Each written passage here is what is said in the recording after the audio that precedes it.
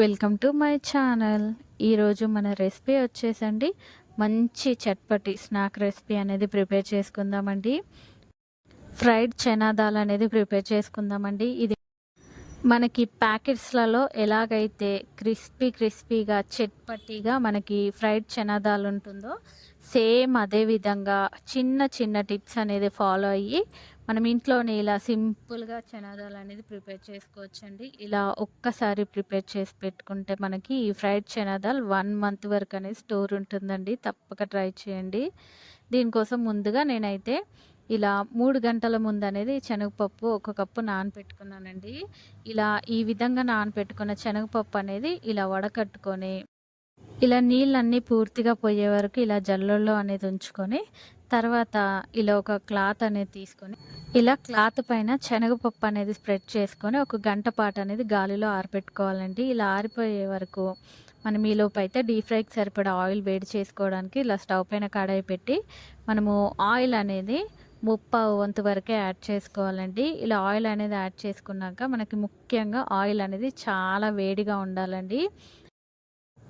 ఇప్పుడు దీంట్లోనే ఒక గుప్పెడు శనగపప్పు అనేది యాడ్ చేసుకొని ఇలా మనం కలుపుకుంటూ నురగంతా పోయే వరకు అనేది శనగపప్పు వేయించుకోవాలండి. మనకి శనగపప్పు వేగిందా లేదా క్రిస్పీగా తెలవాలంటే మనకి ఇలా నురగంతా పోయి మనకి శనగపప్పు అనేది పైకి తేలితే శనగపప్పు అనేది వేగినట్టండి. చూడండి ఈ విధంగా అయితే వస్తే శనగపప్పు క్రిస్పీగా వేగిపోయినట్టండి. ఇప్పుడైతే ఆయిల్లోంచి మనం శనగపప్పు అనేది తీసేసుకుందామండి.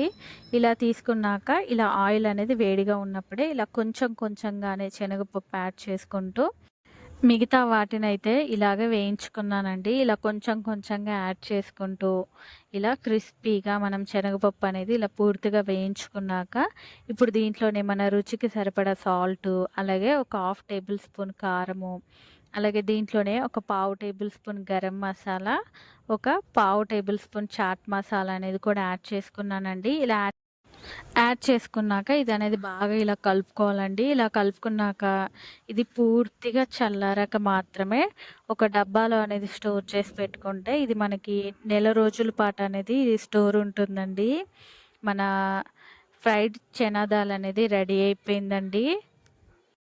ఎంతో టేస్టీగా ఇది మనకి బయట ప్యాకెట్స్లలో కొంటే ఏ విధంగా ఉంటుందో టేస్ట్ అనేది చాలా బాగుంటుందండి. అలాగే ఇలా ఒక్కసారి అనేది ప్రిపేర్ చేసి పిల్లలకి పెట్టండి, చాలా ఇష్టంగా తింటారండి. అంత బాగుంటుందండి. క్రిస్పీగా చట్పటిగా చాలా బాగుంటుందండి. మంచి స్నాక్ రెసిపీ అండి ఇది.